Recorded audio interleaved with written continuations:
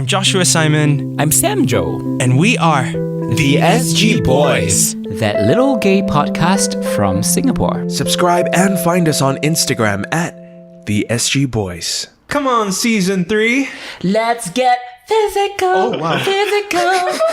Let's get physical. Oh, All right, I love that. I want to hear your body talk. Okay. Body talk. Okay, you're really feeling it. So Sam Joe is wearing a t-shirt that says "Unsex Me Here." Yes. Oh. You know where that's from? No. Hello, it's Shakespeare. Shakespeare. Shakespeare. It's Lady Macbeth. She was like, unsex me here. Oh. I'm guessing I never actually watched Macbeth perform. But Okay, I love it. It's from the play. You got so much character. Okay, now give me a voice, a dramatic reading of our title for the first episode of season 3 of the SG Boys. Wait, dramatic reading or sexy reading? They're both kind of like the same for you now. Oh, okay. You were. Whoa, that's very rude. I have various levels. Okay, I'm professional. Okay, let's talk about sex as the title of the episode. So how would you say it? Okay, how about I do dramatic and sexy? That was what I... Okay, go ahead. Let's talk. Sounds like you have diarrhea. Very rude. I accidentally... Some people like diarrhea with sex, okay? What? So, yeah. What? Scared. Scared. Scared. Okay, let's try again. Okay, so we'll go back and forth. Okay? So you go on one, I'll go on one. Okay, go. Let's Talk. And say it together. 1, 2, 3. We're not going to talk about sex, just you and I. No. The new format of the SG Boys on season 3, as agreed upon, is that we are opening up Kennedy's seat for one of you to join in the conversation. It can be in an interview format, or you could join us and dive into the topic together. Today's SG Boy is... my good friend, Jenson Gabriel Tan. Hi. AKA Jan Real. I am Sam Joe's favorite neighbor, according to him for now. Okay. Not for long because he's flying off to London. So we literally caught him 2 days before his flight takes off. Oh, What are you going there So for? we'll see. I'm going there to do my master's In in science. sexology. Which is why you're here. Far. Sam Joe made me listen to the podcast, and as his neighbor, I feel very obliged to do it. If not, he keeps harping on it every time we go for supper. That is not true. No, That he is not always true. says that I'm not a supportive friend. Why I don't listen to the podcast? And now you're on the podcast. I know. What a turn of events. I swear I'm not twisting his arm on this one. He voluntarily came on because we knew we were going to talk about sex, and we just wanted another third person here to bounce off. Yeah. Preferably someone who is very familiar with sex. And really? so I just went through my Rolodex of friends and I was like, Jenson Gabriel Tan, yeah, sounds about right. Sex, yeah. Are you sure that's it's him. not the most available one in proximity? Well, I know that you have your fair share of sex, and I know that you have a lot of opinions about your sexcapades, some of which you've shared with me. Oh, like how they must end in 45 minutes. Exactly, your 45-minute rule. Yeah. We do want to preface this conversation by saying that we don't represent everyone across the LGBTQ plus spectrum.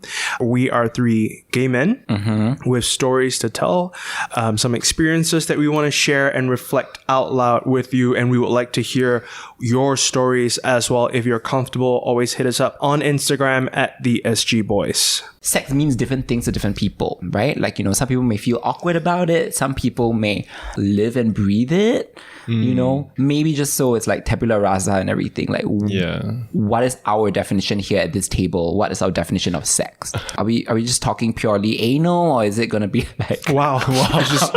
or is it inclusive Dove of light right fun, in. oral, what? I think sex is a little bit of everything, right? As long as it's part of sexual activity that is under the umbrella of sex. I don't think kissing kind of counts. Cuddling sometimes can be a little bit sexual as well.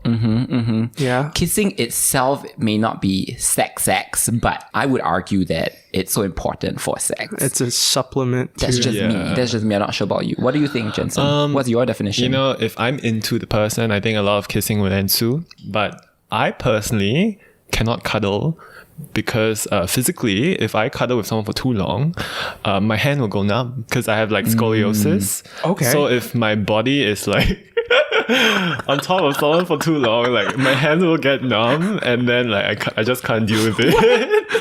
I'm sorry. I'm not laughing at the fact that you have scoliosis because I also have mild scoliosis, right? It's when they get you to... Yeah. It's when the doctor gets you to like bend over and oh my god, this sounds so sexual, but I swear it's not. When you're in primary school, the doctor asks you to bend over, take off your shirt and then asks you to bend over. And then... What? No, they put the scoliometer on your body. to make sure to see how flat your back is, like whether or not it's uneven. Get to your point. What I'm trying to say is, Josh, honestly, Josh, you need to take the scoliosis test. What? You need maybe your scoliosis also. So I can join you lot.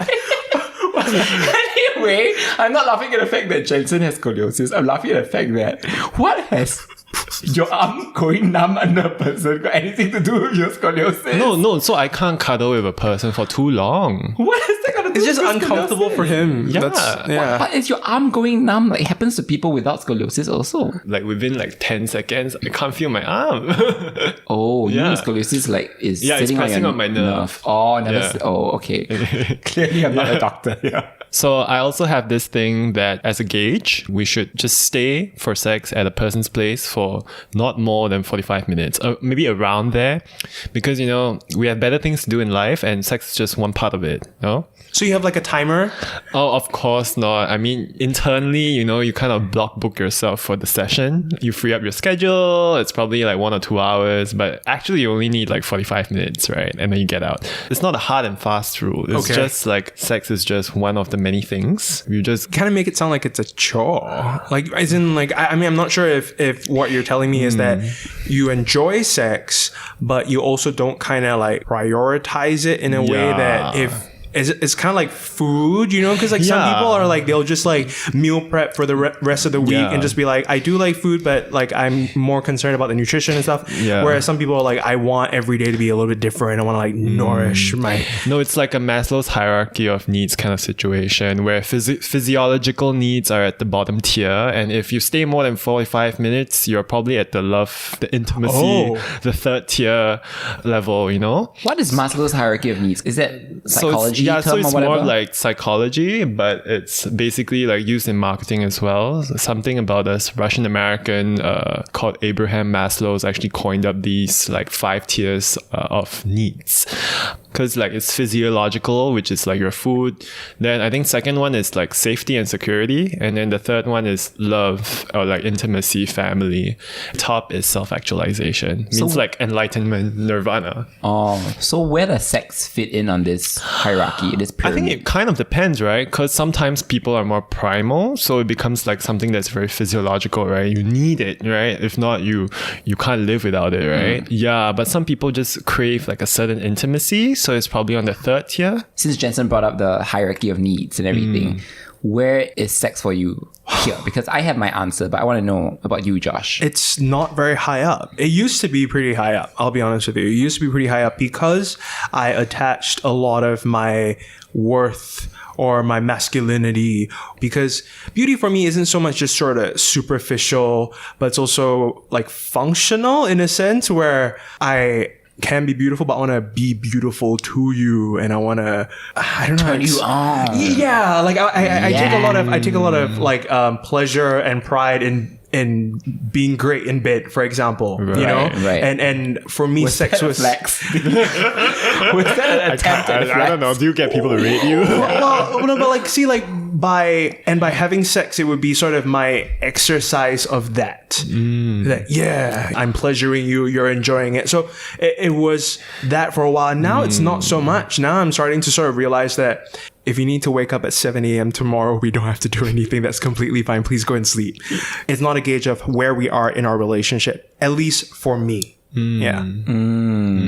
But I feel like I also have to put on the table the fact that I'm in a relationship and it's a close relationship. It's just the two of us. My relationship with sex has now been morphed to... Stop doing that, you two. No, I knew he was going to do that. Jenson always does the heart shape with his hands and get all cutesy. Yeah, so like sex is sex for how we handle sex. It's very different from how things were when I was single. And speaking of single, hey. Hey.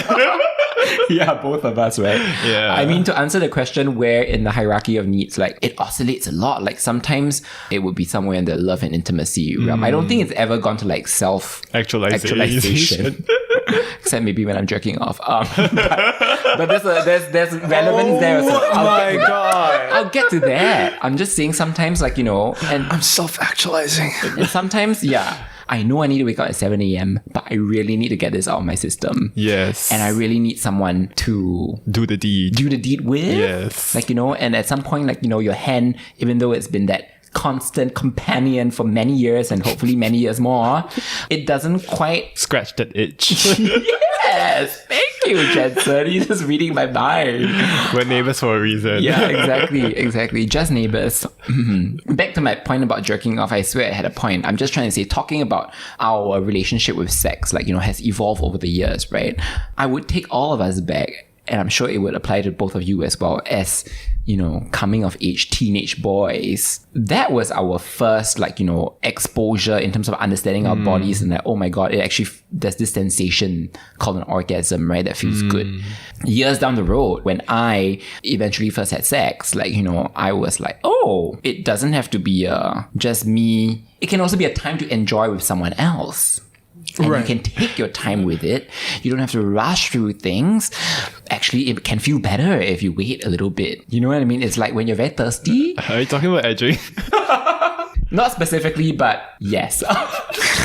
No, but you go from masturbating to sex. That jump is a very huge leap. You have to factor in another person. Right. And till this day, I feel like I'm still figuring out, and depending on who you meet or who you do it with, that changes all the time. Yeah, and how you're telling me all this, it seems like I've had a lot of sex, because that's not true.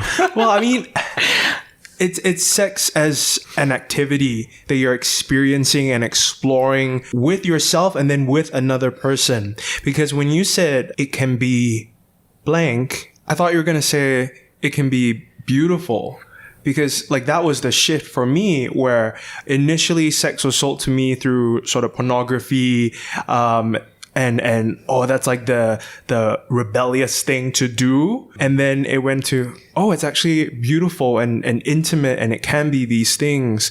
Only like sort of the exploration of sex and be like, oh, we can try this and see if that turns you on, and find all the different spots and stuff like that. All that came like a little bit after, I feel.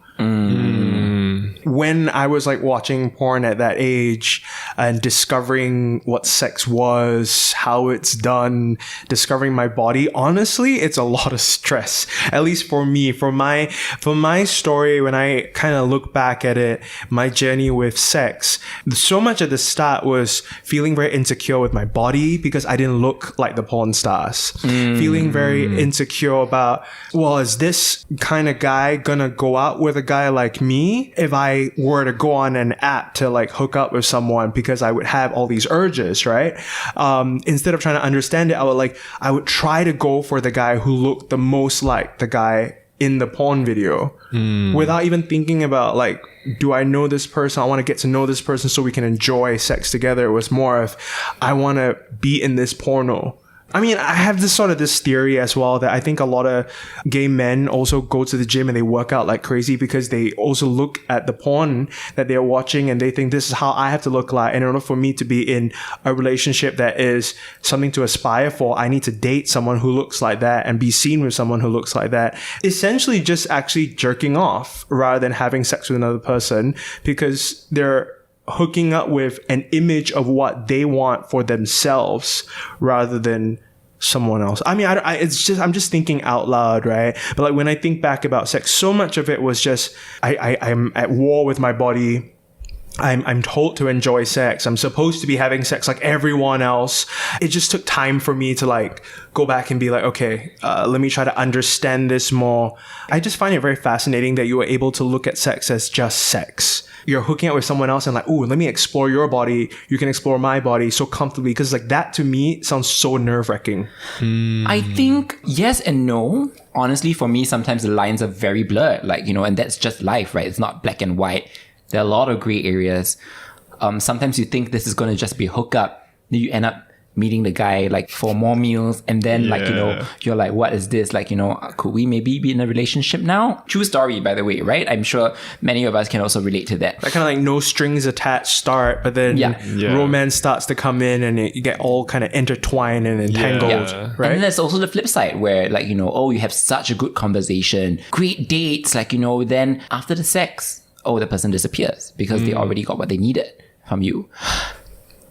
In the conversations that I have with a lot of my gay friends, that's like a recurring thing that we always talk about. I really like this guy. We had an incredible night together. I gave a part of myself and I felt like he gave something special to me, and then he just left and vanished. And that has then tainted sex for this group of people. That's very true. Yeah. That's why I think that, you know, sex is just an activity. You know, you can get to know each other out of the bedroom. Yeah, but it can be more. Like what you've said, Samjo. It doesn't have to be. Right? And some nights or some days you are just more able to compartmentalize, I feel. Like, and I don't speak for everyone. Oh, like, no, you know, I agree. Right? Yeah. And I mean, you talk about why people do certain things also aspire towards a certain body type, or like are very influenced by maybe pornography or whatever. There is a component of sex, whether you like it or not, that is physical. It is a physical act. Yeah. Right? For some people, there's that Venn diagram where that physical overlaps with emotional. Then that's where it gets tricky, because that's when heartstrings are being tugged. Yeah. After a while, like, what am I going to do with, like, you know, washboard apps? I mean, they're great to touch and like look at and to feel. Yeah. And there are lots of things you can do with it and on it. But after a while, like, you know, the novelty will wear off. And then what is left? Like, you know what I'm saying? So I'm not, by the way, I'm not shitting on like hotbots or whatever. Yeah, you're right? just like, talking about like your just the deepening of your understanding of what fuels the sex. Yeah. Right? Because Yeah. the washboard abs and them looking like the porn stars can work with the fantasy that you want to be in during that 45 minutes, right? Or it can also be a moment where you think, okay, maybe I want my sex to be something a little bit more intimate, and maybe I wasn't just craving the orgasm. Maybe I was craving the intimacy, someone to just lie down with for a while, just to have a chat, because you miss just physical contact. You just miss the touch. It's a sense, right, that we have. Touch is very important, I think. Yeah. So there were periods of my sex life that were like, oh yeah, it was great. But then there were also a lot of times where I know I was completely like, so you're horny and then you're on Grindr or you're on Jacked or one of these apps, and you're going through sort of the people that you have slept with where it was great, and you've kind of developed okay, we can hit each other up, where it's like comfortable, we understand each other's bodies well enough, and there's no kind of like break the ice kind of thing, right? You feel comfortable with them, right? And you spend so much time trying to have all that just to have that orgasm at the end, and then you have that clarity, this strange clarity that you feel after your orgasm, and you're like, wow, I just spent the whole afternoon just trying to hook up. Yes. Or I behave in a certain way in bed where I'm just like, maybe that deserves a second look at how I treat other people or how I treat myself. Or, wow, where am I in my life, right? So it's these kind of moments through time that has caused that shift for me. And also, I gotta admit as well, I think it's also very much a fear of an anxiety of like STDs and, you know, waiting for your results that scare me, you know, and I know that we've come so far fighting that stigma of STIs, but there's still that fear of, if I contract something, how am I going to deal with it? How am I going to financially deal with it? How am I going to explain it to my family? Will that out me? And I would even explaining it to the doctor, right? Right. It's like it's awkward. I had a burning pee sensation. And then the doctor kept asking me like, so you don't have a UTI. What have you been doing? And I just like, What have you been doing? This is a general question. So I just like kept mum. I was like, nothing. And he gave up like asking me. It's like, if you don't want to tell me, whatever. This is a referral to the DSC at Kelantan Lane. Wow, he got like passive aggressive with you. Yeah, he did. And What was he really trying to ask you? he's just trying to ask, like, have I been sleeping around, or like, Shouldn't that just be the question? What's your sexual history? yeah. And it was so long ago, I really like can't remember, except for the point where he gave up talking to me and gave me a referral to DSC. It's not a comforting feeling being like, Yeah. if you have an STD and then you go to the polyclinic because you don't know what's going on. Yeah, the fear is real.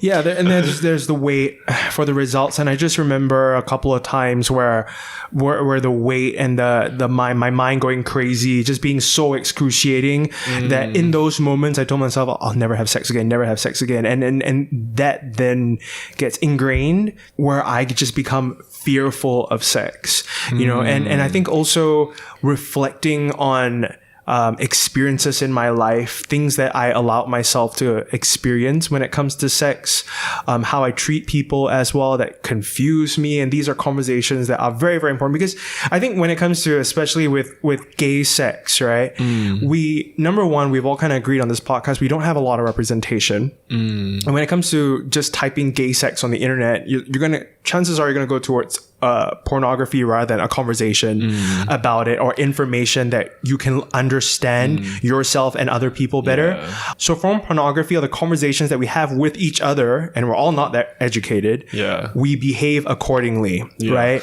So I think one example I can list is, so I'm more of a dominant person in bed, right? And I will be that way, right? And I would like check in on my partner and be like, are you okay? Is everything okay? Does it hurt? Everything. And like one time I got told off, like, stop asking me questions, just fuck me. And I'm like, oh shit. Right? You know, but I actually think it's important to ask these conversations, you know, because we have also this sort of toxic culture of very dominant tops, I think, that force bottoms into doing things that they don't want to do. Yeah, like they think they like humiliation. Yeah, right? so there's this sort of gray area that we exist in the bedroom sometimes, when we don't have these conversations at the start, when we don't talk about sexual history, when we don't talk about what you enjoy, what you don't like, and when no means no, you know. So I've had like experiences where I had to go back and be like, okay, let me go and check back in on this person. Was everything okay? You know? So there's just so much fear and anxiety when it comes to sex that I've had to honestly just repair what sex is for me. I'm sorry to go on to this like whole no. If it's called fun and you're not having fun, it's really just not great sex. Right? Yeah. Back to the root word of it all. And fun, of course, is lingo for sex or sexual encounter, right? Like on like dating apps and stuff. Yeah, which we will definitely get more into in a bit. But I wanted to, I mean, the two of you reminded me of this. Josh, you brought up sexually transmitted diseases, and Jenson, you talked a little bit about coercion, and it brings me back to actually my early days. I was actually making a lot of like very poor choices, like, you know, and a lot of the fear actually came after sex, came about because I didn't feel like I was like well informed before agreeing to meet a guy and doing stuff with a guy. It led to very poor decisions, I will say, in retrospect now. And I'm sharing this. Hopefully someone out there is listening and it might help someone out there. I made poor decisions like, you know, not using condoms with strangers, or even something as simple as like not agreeing what our boundaries were in the bedroom, right? What is each person's expectation out of tonight, for instance? Where are we going to go and where are we not going to go? Yeah. I rush into a lot of things, and because it was just about having that feeling of euphoria, and it's about like, you know, getting that orgasm at the end of the day. But now in retrospect, I look back on that and I go like, oh my goodness, I really dodged many bullets on the way. I just didn't know it. And I think it goes back to what you talked about. It's like, we don't have these conversations enough, right? You know, we don't, you know, kids are not being taught this in school. You know, sexual education is like, you know, quite lacking in many areas. Yes. Right? I mean, obviously there is sexual education, but for gay people like us, like, I mean just simply like how to put on a condom. For the longest time, like they didn't teach that. There's something to be said about, if this is your first time and you're in a bedroom with someone else, you don't want to look like a noob. So for some people, they just, in the spirit of going with the moment and not coming across as like a noob or a loser or whatever, they just go, rather than me try and figure it out on the spot and like maybe betray the fact that I'm new to all of this, I'm just gonna go without a condom. I'm just gonna go like, you know, because this guy's making me feel good anyway. Yeah. All pornography that you're watching, they're not wearing condoms. Yeah, exactly. So there are all these risks that we have taken. I'm sure I'm not the only one here, right? Like, you know, I'm not talking about two of you specifically, but anyone who's listening, there's so many risks that we have taken at our own expense, you know, and actually looking back, it's kind of scary. If I had a chance to meet my younger self now, I would actually say that, okay, you know, go for it, but be smart about it, be careful about it, because that is so important. That's the only thing. At the end of the day, if anything happens to you, it's your body, like, you know, it's your life. Like, take care of yourself. Like, I can't stress that enough. Yeah, and it's not just your body as well, right? It's who you're sharing your body with. And I think with the point about sex education, it goes beyond understanding how a penis functions, how a vagina functions. It's how a penis looks, how your penis may not look like this, how to treat each other when it comes to sex, behavior. How do you talk to someone? How does the flirting process work? Where are the boundaries for all these different areas of sex? It's not just the sexual activity itself. And I like that we kind of started off with like, what is sex? Because even though we can kind of like scientifically define where sex starts and ends, I think the moment you're horny, you're already like, you're in that place. You know, that hunger starts, that thirst starts, and it's all part of the entire experience of what sex is. And you're absolutely right. It's been such a complicated history for myself. Absolutely. There are many times where I look back and I try to like make sense of the past to ensure that it doesn't roll into PTSD. A lot of the experiences that I've had that were just not right, that I wish I had been a little bit clearer, because I felt like my mind was clouded in that state of euphoria, like you said. Yeah. And that, I don't want to like stop this person from enjoying themselves, or stop myself from enjoying myself. And like I felt like I couldn't speak up, or I couldn't get my partner to speak up, for example. So I'm having all these kind of reflections right now with sex. And I want all of us to be better people. I want all of us to just be better people in how we treat each other and how we respect ourselves. And I know I knocked pornography earlier on, right? I'm not like completely knocking it and saying like I don't take enjoyment from pornography. I'm just saying that there's got to be more than pornography.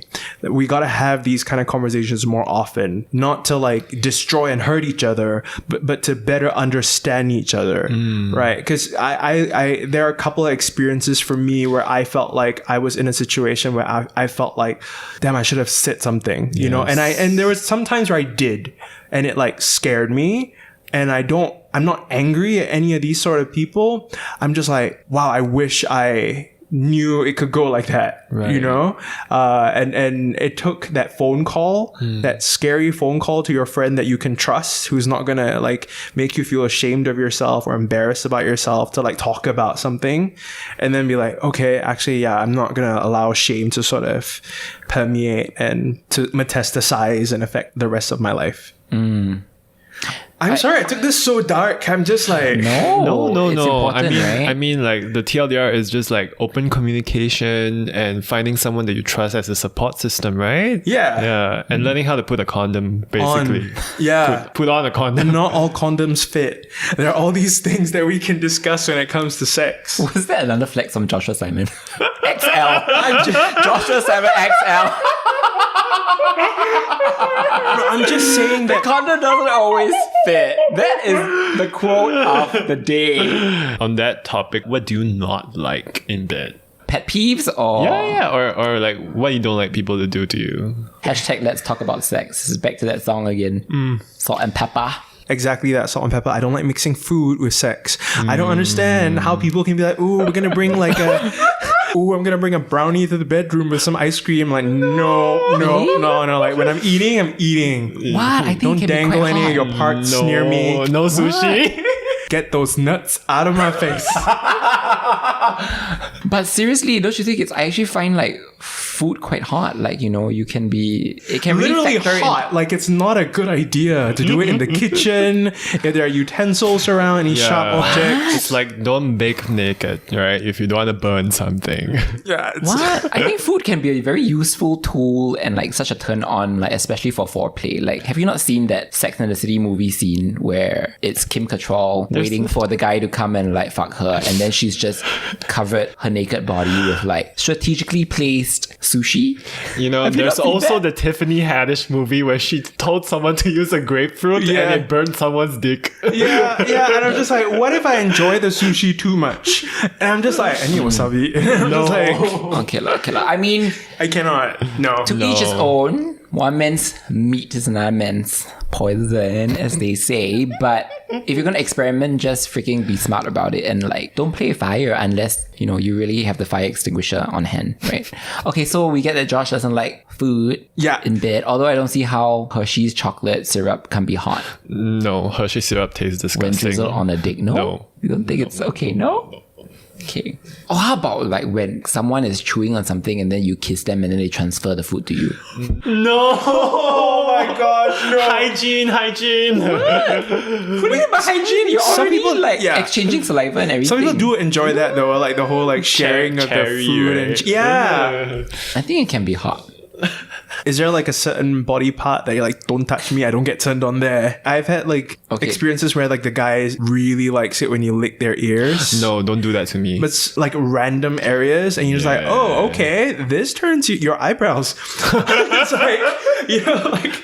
I can be a very ticklish person in general, but it depends on the angle at which you go at certain parts of my body.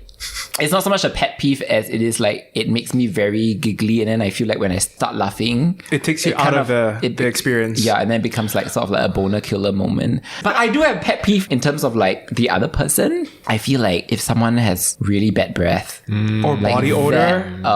that is unfortunately kind of a deal breaker because like, you know, I also enjoy kissing, and I feel like if I'm kissing you, I try my best, I can hold my breath, I can breathe through my mouth.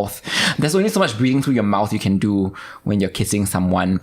So chances are you have to use your nose, and then when you pick up on a certain scent that isn't Like I said, pleasant, you don't want to mix food and sex. Someone's like, oh, I can smell your lunch. Exactly. You can smell your garlic bread. that's different. That's if it's pungent and if it's, you know, fermented. And Rachel like, is cringing at the back and walking around in circles. digested. Yeah. Please, Lord, Rachel very experimental in bed one, right, Rachel? Jenson, what is something that like is a major turn off for you in bed? Oh, I am super vanilla, okay? I don't like to be pinned down. I don't like to be held up. I don't like to be choked. I don't like to be like hit. No. Don't lick my ears. I ever had like an ear infection from someone licking my ears. Jenson has many holes. All right, can we talk Quote about of the day. Quote of the day. now? Can we talk about the walk of shame? Oh my god.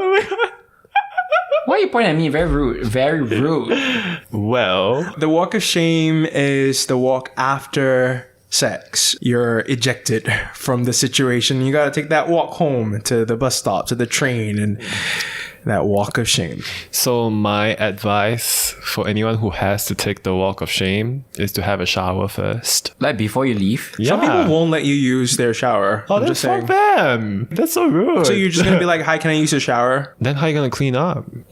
Jenson has to clean up. Okay. Yeah. Okay. As in Because like, he's a sloppy ass gay. Or like you just want to be like super clean when you step out, right? Yeah, like, of you just course. wanna, okay. The shower will help you feel better about it. Like rejuvenated. Is it? definitely. Like you don't feel tired when you walk out of the house, right? Because you take a shower. And in that moment, when you're in the shower, that's when you learn a lot about the person that you just slept with by their shampoo bottles, what they use for their face. And it's like How oh. fucking bougie they are, And right? I'm just like, okay, this shower, or like this guy has not done his laundry in like 3 weeks. yeah. Sam Joe, if you were to think back at a walk of shame, have you ever been on one of these walks? Yeah, I'm just trying to think. What do you want to know? What was that experience like for you? I mean, the many walk of shames that I've done, for better or for worse.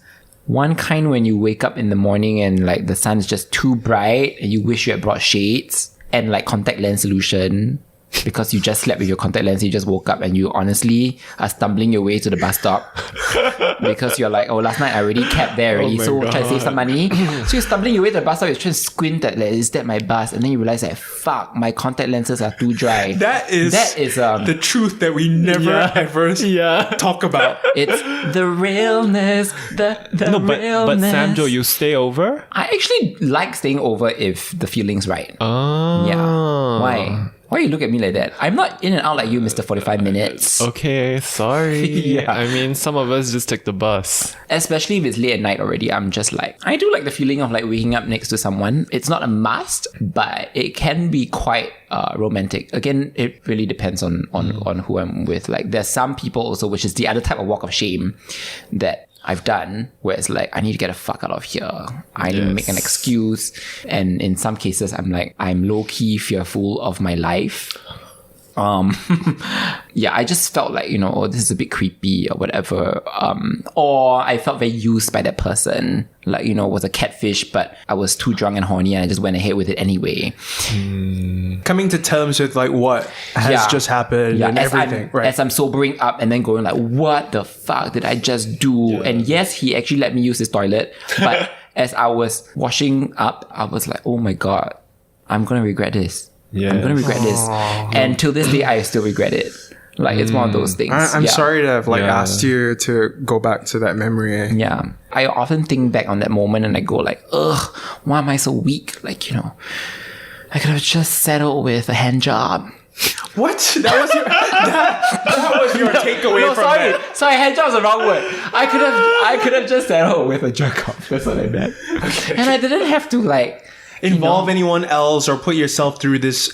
Yeah, correct. I didn't have to halfway en route go and pump petrol because, like, you know, may not make it all the way there. That kind of thing. And the whole like being afraid for your life thing is real, especially if you're overseas in a different country and you're just hooked up with someone and you're like, where the hell am I? Oh my God. How do I get back to my hotel? Yes. Yeah. Okay, so I have experienced this. Oh my God. In the suburbs of Melbourne. So this guy like sent Uber to pick me up. Something else happened and I never met this person, but I was in the middle of the suburbs in Melbourne.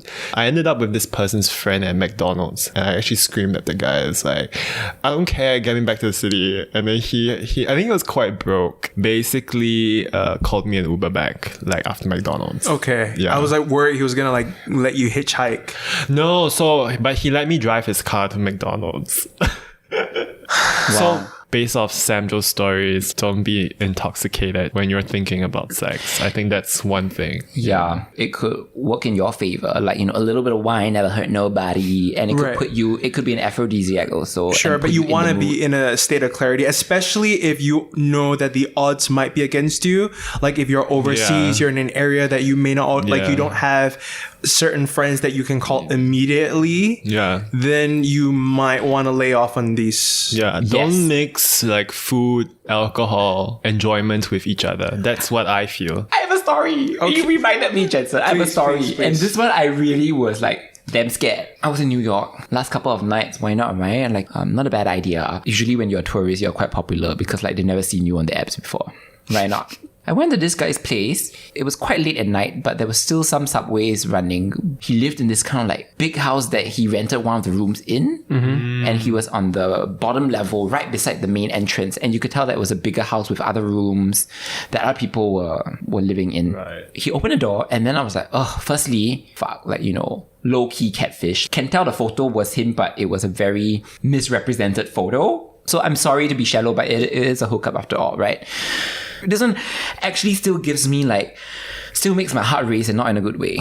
He doesn't really look like how he looks like, but I'm already here a little bit tipsy and a little bit horny. Never mind lah, just go ahead with it and see how it goes. The most, at the very least, and this is what I tell myself sometimes in order to like psych myself, to make myself believe that the trip is worth it. I'm like, at the very least, I can make a new friend. You know? But this guy cannot. Got into his room, started making out a little bit, but I wasn't really in it. I was just going along with it. And so I thought maybe if I close my eyes, I could get this over and done with. and the lights were quite dim. And then I think at some point we both took off our shirts. So that's fine. Like, that's how things usually go. But thankfully, before the pants came off, to my credit, as we were kissing, the side of my eye caught like a CCTV on his ceiling at the corner. So I was like, I pulled away. I immediately was like, why do you have a CCTV? And he was like, oh, like, it's the landlord's, like, it doesn't work, don't worry. Then he tried to pull me in and kiss me again. I'm like, no, wait. I think I'm a bit tired. Actually, why don't we continue in a bit? Like, and I just want to cuddle. So in my mind already, I was like, fuck, I need to get out of here. No matter what, the fact that there's a camera pointing at me, I don't care if it's a fake camera. I don't feel safe and secure anymore. I need to get the fuck out of here. And like you said about Mariah Carey and how everything goes back to her, if there's a camera up in here. And that's not catch the flick on YouTube. Exactly. So you ran? I felt like Mariah Carey. I was like, no, I couldn't run out because it was very rude. And then again, not my house. And I wasn't sure. I don't think he would have whipped out a gun or anything. I don't think he was that dangerous. He didn't strike me as a dangerous person. Instead, he struck me as some like otaku foreign exchange student kind of. I felt like his explanation was very iffy. I was like, no, I don't feel comfortable with this. Like, there's no way I'm gonna get like all intimate with you. With that risk. On cam. My face and my body and everything and all my, jiggly bits out. Like, You didn't sign up for cam sex. Yeah, I did not. I most certainly No, but even if it not. wasn't his, it could be his landlord recording him, Yeah, exactly. Yeah. So he was like trying to convince me that it wasn't a working camera. So I basically, my mind was already racing. I need to think of a way to get out. So I made this excuse where I'm going to the toilet and then actually go out. The problem was the main entrance, like I said, the main door was right beside his room door. So he would definitely have heard me opening the main door. So, you know what? I'm not going to be that person. Also, how would I feel if if someone came to my place for a hookup? And I also gave him the benefit of doubt. Like maybe he is just a good person. It's just that he catfish and may or may not be filming me. I told myself I'm not going to lie to him. I'm just going to be honest. I think it was after 30 minutes because I was just running through all the different options in my mind, how to extricate myself safely. I said, hey, I think actually, I need to go. And he was like, oh, why? You can sleep here. Did I do anything? I'm like, no, you didn't. But I do have to be somewhere early tomorrow morning. And I would prefer if I went back to the apartment that I was staying in, put on my jacket and everything because it was quite cold, walked out. And I wasn't sure if he was going to come after me. So I immediately ran off in just a random direction. I didn't even know if that was the path that would take me home. Meanwhile, I was turning on the app and I was blocking him. I think at that point, the trains had already stopped running. So I just walked all the way back. Oh my God. But my heart was like, because it wasn't so much that I thought that he was going to kill me or anything, but I just felt like this person didn't make me feel safe. It just felt very deceitful from the get-go. There was just a couple of elements in there that made you feel uncomfortable. Yeah. I'm glad you listened to it and you're not holding it against this person, right? Because you don't know sort of his side of the story. But I think the most important lesson that we got from here was listening to yourself in the moment. You know your body and you will be sharing it with this person for however long. And you knew that this is not going to make me feel comfortable. Also then respecting that person, you don't want to share your body with this person and have that person experience something with you if they're knowing that you're not in it and you're not present as well. Yeah. And I think sometimes my problem is I don't like to disappoint people. I sometimes do have a problem saying no, right? It's almost like you get there and you realize that person's a catfish. I've definitely gone ahead and done it anyway and really regretted it. Till now I kick myself for it because I didn't have the guts there and then to say no. Yeah. It could have been a lot of things, like maybe I didn't feel safe, or maybe just I had my own physical needs to fulfill for that night. And at the same time, I also wasn't sure what his reaction was going to be. So rather than it being awkward, let's just go with it, You're trying to make excuses for yourself and for the situation, right? Yeah. That comes with the whole process of sex also, right? Especially if you're meeting someone that you're not familiar with, you're already taking a risk. Don't ever forget that it could very well be a psycho killer on the other side. I was going to say it could go south in you full on went psycho killer. Okay. It could be a creep. Listen to your gut. Respect yourself first, and respect your own boundaries. And I think if you're polite about it also, there's nothing much that person can do. Communicate transparently first, clearly, and be firm about it. But I also like that you brought up how, you were making excuses, because I think a lot of us do that because of what we discussed earlier about how sex is tied into all these different parts of who we are, right? It's, I don't want to make you feel bad about your body or you or my body. There are all these different parts, that sex is kind of linked to, that we feel like we can make excuses for it. And we all through our lives have done that, made excuses in these situations and went through it, which is why we have these kind of stories to tell. Even when it comes to, say, your physical needs and stuff like that, sometimes you need time on your own to work out what attraction and beauty and all that means to you before going into a situation and be open to experiment. Yeah. Before tapping on that app, even, what is it that you want out of that app tonight? Perfect segue to what we agreed to discuss a little bit about some terms on the gay dating apps. So Jenson brought up one earlier on about fun.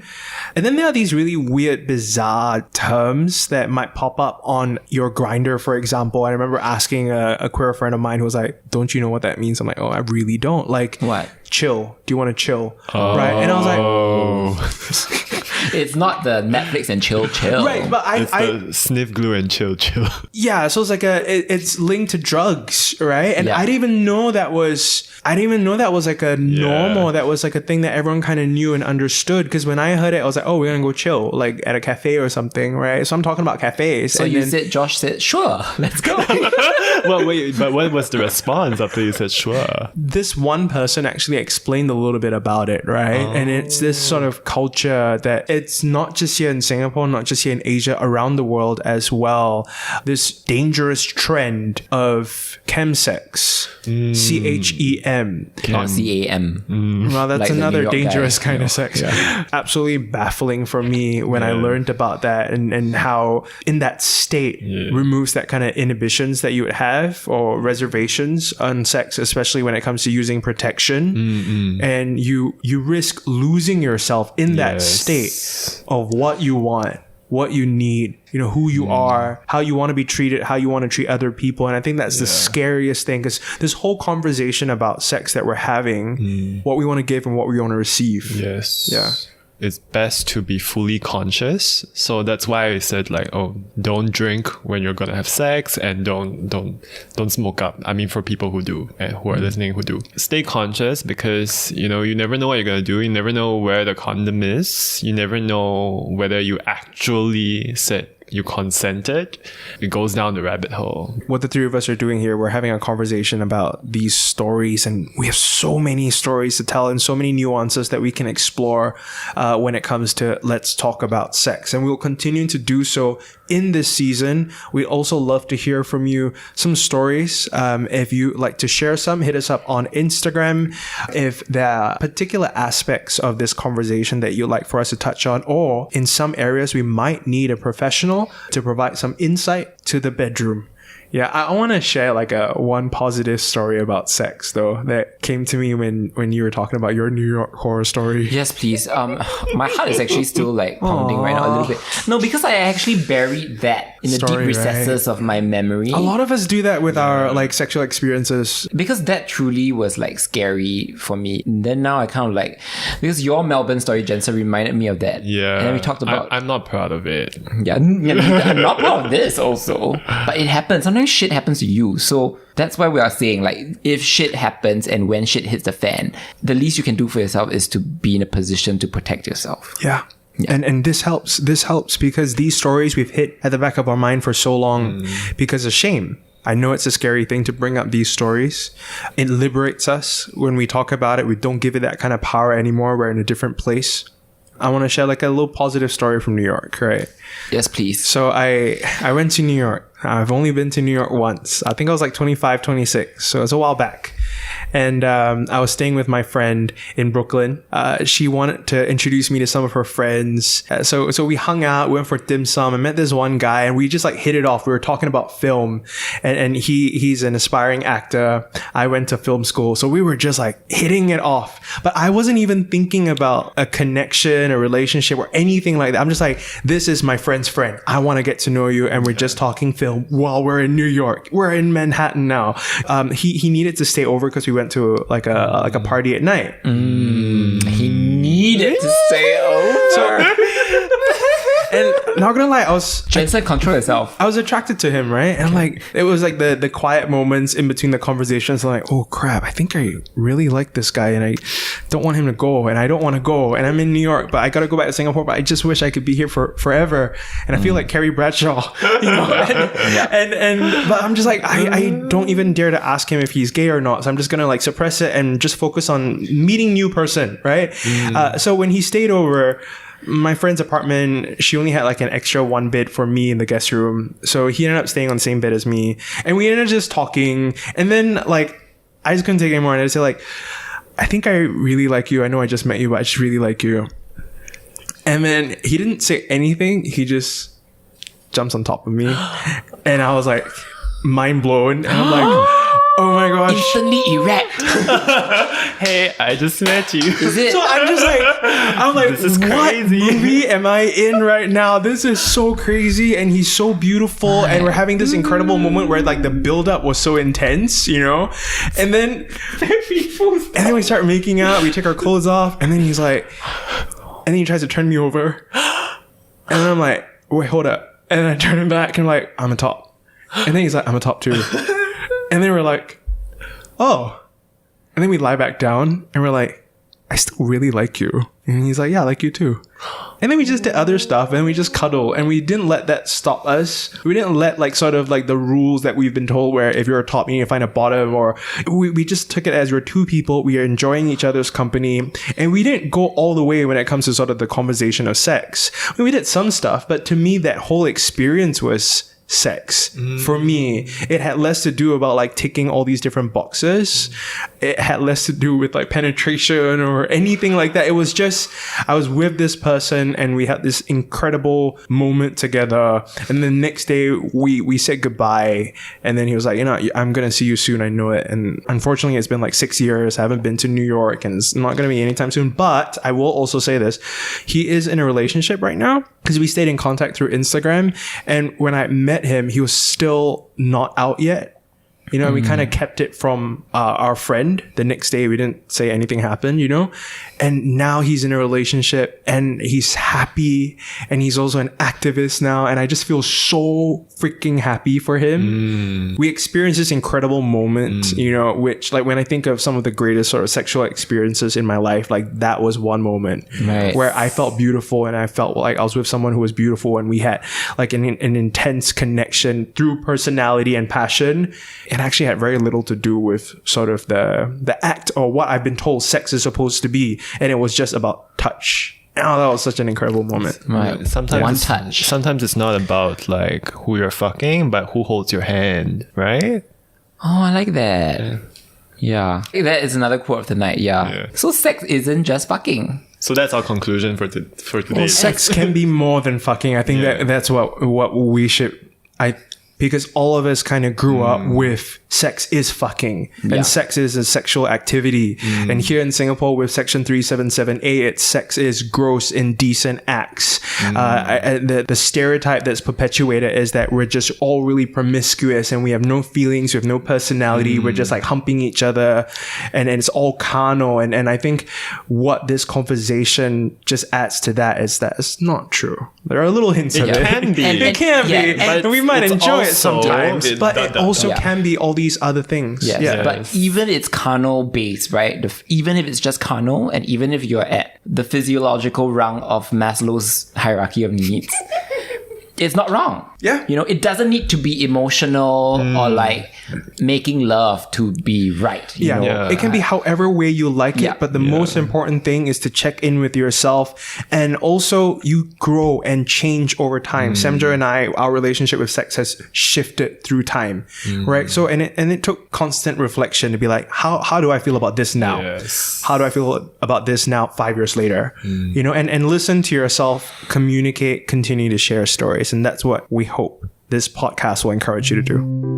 I'm Joshua Simon, I'm Sam Joe, and we are The SG Boys. that little gay podcast from Singapore. Subscribe and find us on Instagram at The SG Boys. The beliefs, views, and opinions expressed on this podcast are attributable to its hosts only and are not intended to malign any religion, ethnic group, organization, company, or individual.